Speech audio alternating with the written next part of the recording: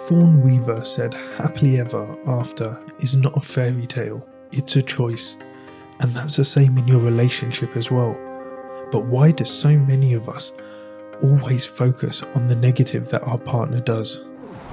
Welcome to Master Your Mindset, Master Your Life. I'm Sanj, and this is a podcast that helps you master your mindset so you can navigate life's challenges and reach new heights.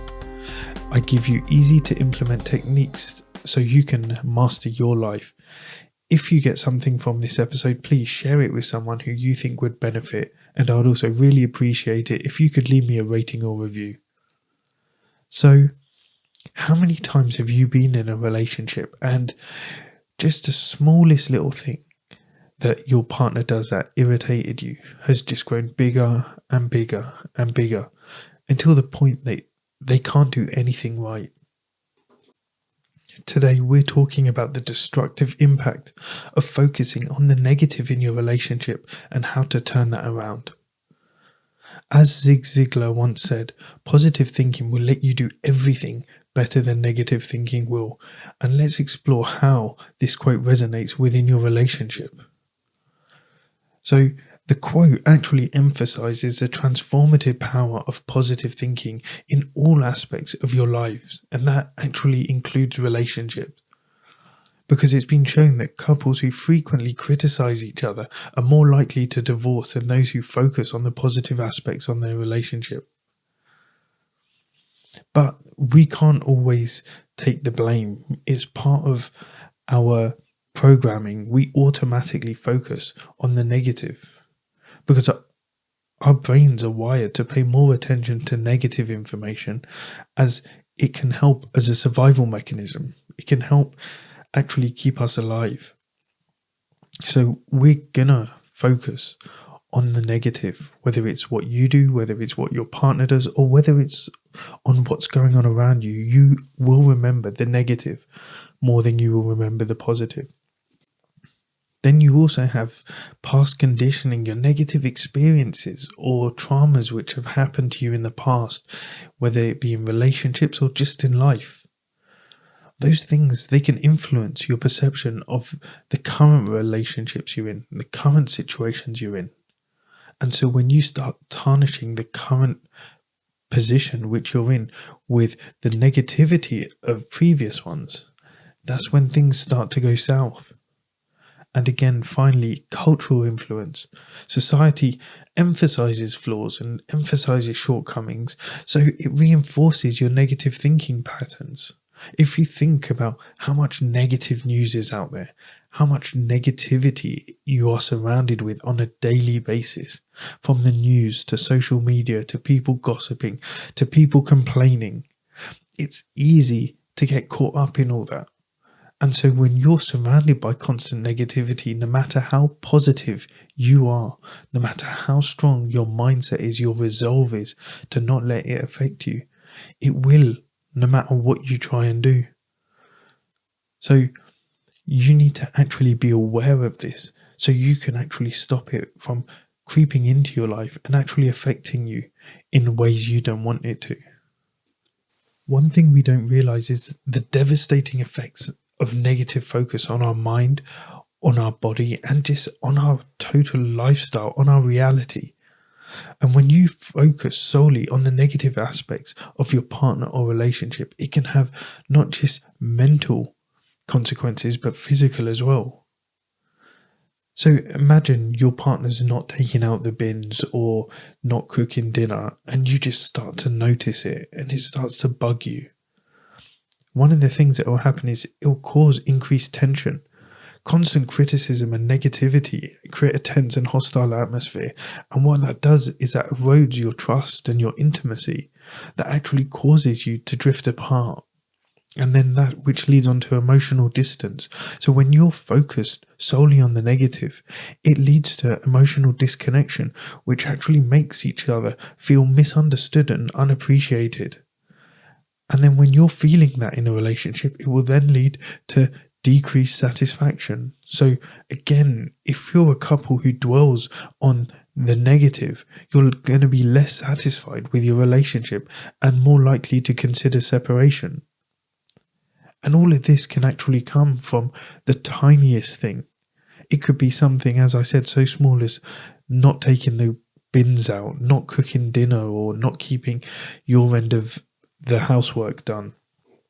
And so what will then happen is that your partner will recognize this. They may ask you once, twice, three times.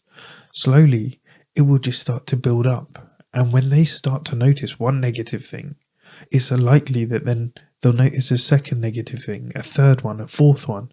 And this will just keep compounding until all they then focus on is negative things, the things you don't do rather than the things you do. They'll be focusing on all the things that you're doing wrong than the things you're doing right. And then again, I've talked about the mental effects, but the physical effects. It will cause elevated stress within the relationship because chronic negativity increases stress hormones. And so it can lead to physical symptoms like tension, muscle tension, and headaches. Again, it's been proven that actually stress causes a weakened immune system because it makes you then more susceptible to illness. And then finally, another one is when you're having these negative thoughts and emotions, it can disrupt your sleep patterns, leading to excess fatigue and irritability. So when you're already focusing on the negative, you're going to find yourself actually focusing on more negative, and you're going to be in a mentally bad place. So then it's just going to become a cycle.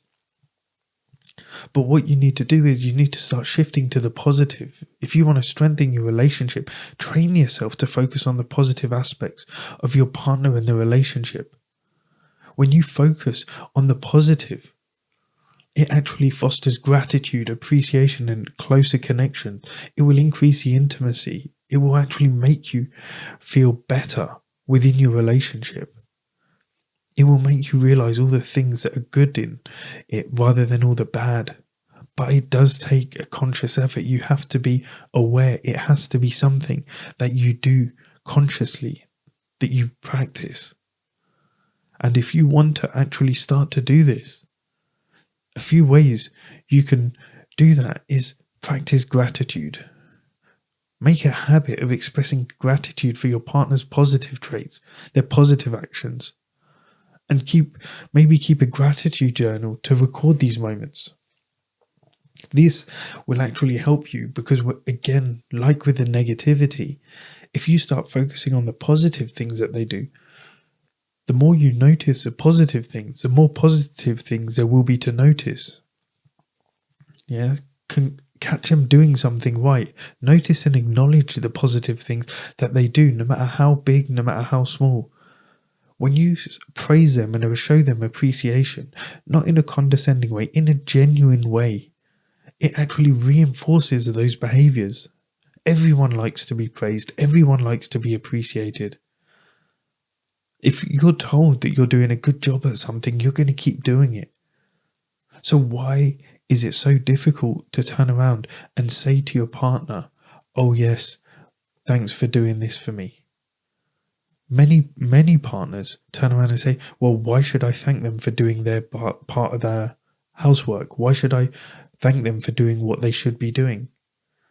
Well, you can continue not doing it and then just focus on the things they're not doing.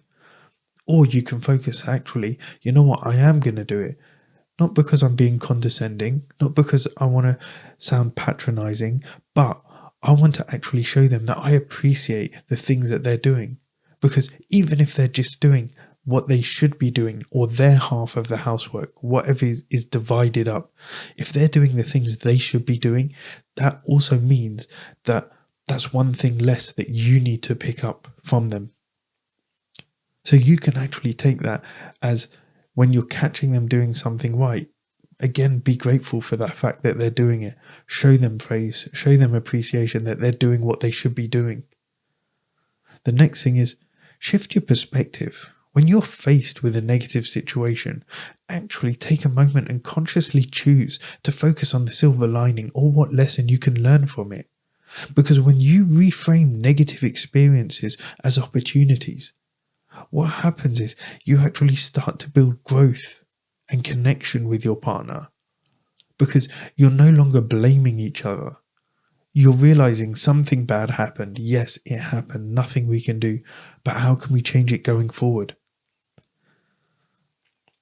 And the next one is create positive rituals. When you establish rituals or activities that promote positivity in your relationship, such as regular date nights, shared hobbies, working out together, doing things together, increasing that connection. As I say, a connection and a relationship is actually improved by using TEA, your time, your energy / effort, and your attention and affection. When you put these three into a relationship, you will improve the relationship that you're having, the relationship that you've got. And a final one is, when you do find yourself in a situation where you're in an argument, try to focus on finding a solution rather than blaming each other.